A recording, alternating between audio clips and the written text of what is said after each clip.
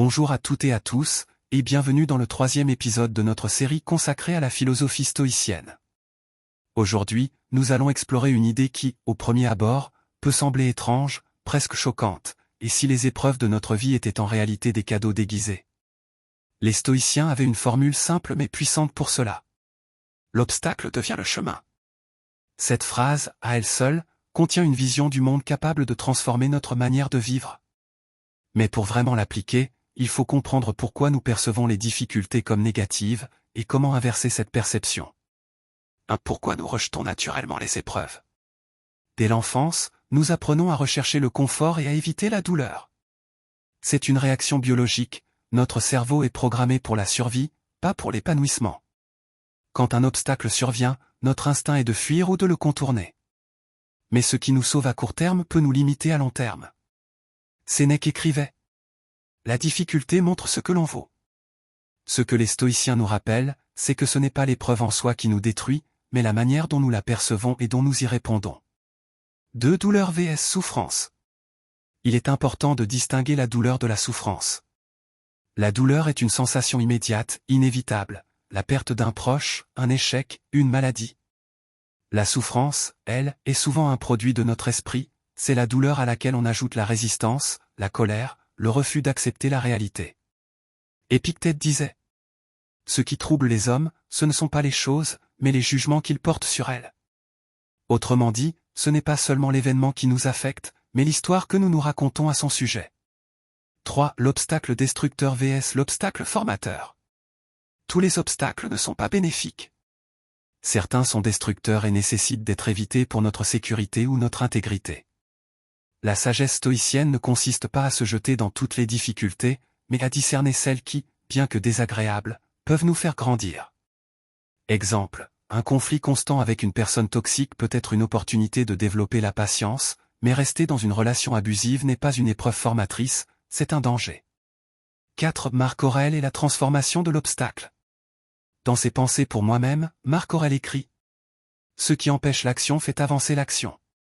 Ce qui se dresse sur le chemin devient le chemin. Pour lui, chaque obstacle est une invitation à changer d'angle d'attaque. Vous vouliez atteindre un objectif par la voie? L'obstacle vous force à emprunter la voie B, qui peut se révéler meilleure. C'est l'art de la flexibilité mentale, ne pas s'entêter contre le mur, mais chercher la porte cachée.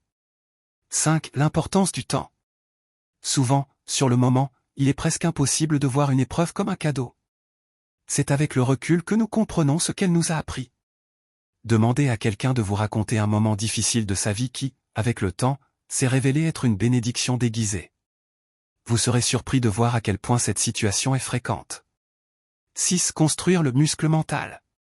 Les épreuves sont comme un entraînement physique. Un muscle ne se développe pas sans résistance, de même, notre esprit ne se fortifie pas sans défi.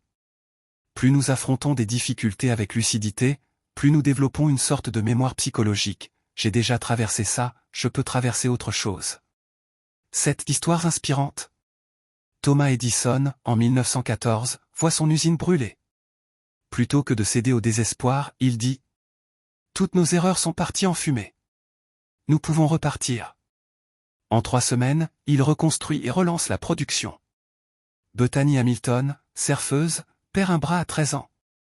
En moins d'1 an, elle revient en compétition, modifiant sa technique et inspirant des millions de personnes. Nelson Mandela, emprisonné 27 ans, utilise cette période pour renforcer sa vision et sa patience, préparant ainsi la réconciliation d'un pays divisé. 8. Exemples modernes, l'échec entrepreneurial. Dans le monde des startups, l'échec est souvent la meilleure école. Les entrepreneurs qui échouent une première fois comprennent mieux la gestion financière, le choix des associés, l'importance de la vision à long terme. Ce qui semblait une fin se révèle souvent être un début plus solide. 9. La perspective stoïcienne, amor fati. Les stoïciens pratiquaient l'amor fati, aimer son destin. Cela ne veut pas dire tout aimer de manière naïve, mais accueillir chaque événement comme faisant partie intégrante de notre histoire. Marc Aurèle écrivait: un homme noble accueille de bonne grâce tout ce que la vie lui apporte. 10. Comment intégrer cette vision? Devant une difficulté, posez-vous: que puis-je apprendre ici? Cherchez activement l'élément positif, aussi minime soit-il. Utilisez un journal pour suivre vos épreuves et les leçons associées. Avec le temps, vous verrez un schéma se dessiner. 11. Petit entraînement mental. Pendant les 7 prochains jours, transformez chaque irritation en micro-entraînement. File d'attente patience. Retard gestion du temps. Critique maîtrise émotionnelle. Ce n'est pas l'épreuve en soi qui compte, mais la compétence que vous choisissez de développer. 12. Conclusion. Les épreuves ne sont pas des ennemis à éliminer, mais des maîtres à écouter. Lorsque nous changeons notre perception, elles cessent d'être des fardeaux et deviennent des alliés. La prochaine fois que la vie vous bloque, souvenez-vous, ce n'est pas un mur, c'est un pont déguisé.